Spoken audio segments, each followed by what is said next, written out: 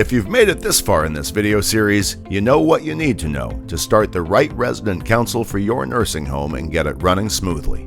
This last video offers tips that can help keep it working for every resident for years to come. Some of our residents don't want to speak up at council meetings, even though they have important things to say. If it's a small group, try having the leader ask for everyone's opinion, either a show of hands or by calling each resident by name. Sometimes, just appealing to quieter residents directly can be all it takes to help them get involved. Also, try asking for pros and cons on issues that come up. Alternating a pro with a con can get the conversation going and pull in multiple viewpoints. We have one person who just won't stop talking, and it's hard to get a word in. It's important to allow all residents to speak their piece, but make sure to invite others to share their opinions on each topic. If the vocal resident tries to speak again or take over the conversation, thank them for their ideas and politely let them know that everyone needs a chance to speak. Follow this by calling on another resident and inviting them to share their thoughts. Sometimes there are individuals who take up everybody's time with issues that really only apply to themselves. Resident councils exist to serve the entire resident body, addressing concerns that may affect everyone. If a problem is brought up that only affects one resident, that resident should be encouraged to use the community's grievance procedure. If the problem affects multiple residents, it then becomes the responsibility of the council to address it. At our home, we have the problem where nobody wants to accept the leadership role on the council. Because there are so few hard and fast rules, you can expand the leadership roles to more than one person. Residents may be more willing to step forward if they understand there are other residents who share the responsibilities and fill in should someone become unable to fulfill their responsibilities.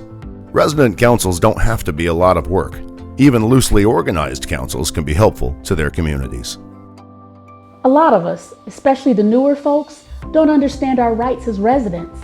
How can we change that?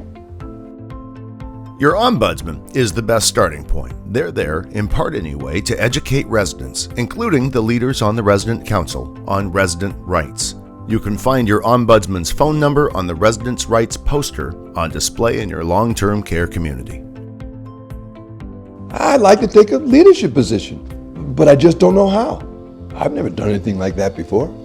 Not all residents have had the opportunity to serve in formal leadership positions. Providing simple leadership training may be a way to help ease someone's concern about not being an effective leader. Here too, your ombudsman can help find classes and other educational opportunities. I have a question about staff, actually a couple of questions. How involved can they be? Can they retaliate against us? Staff is there to help, but that's all staff is there to do. They can work for the council at its request, but may not interfere in its business. This includes administrative staff, and they are in no way allowed to retaliate. It's against the law, both federal and state. This includes verbal and nonverbal retaliation. The community's administrator must respond to and fix every report of retaliation by staff in a timely manner, whether real or perceived. My home doesn't have a resident council, and people seem pretty satisfied. Do we really need one? Long-term care communities are only required to have resident councils if residents actually want them. So no, you don't have to have one, but residents and circumstances change. So if you come to a point where you want one, all you have to do is ask. If you do start one, make sure to document those efforts for surveyors. Also, if your home doesn't have a council, residents can still form committees around single concerns like food, activities, or laundry. Just make sure, if there is no council, that residents know about grievance policies and procedures at your home so they can voice concerns if they have them. You know, we have resident council bylaws, but we just don't follow them. Is that going to be a problem for the survey team or the ombudsman? Bylaws are there for the resident council. If they're not being followed, it's more a problem for the council. The guidelines are there to provide consistency and ease in conducting the meetings. If they're not being followed, they should be changed, with the council's approval, of course, to reflect the council's needs. The survey team or ombudsman will only ask for a copy of the bylaws if the council needs help resolving issues. Our resident council runs on autopilot these days, but it wasn't always that way. When I first got here, we barely even had one. Now we're in charge of making decisions about what goes on around here. Resident councils are there for us.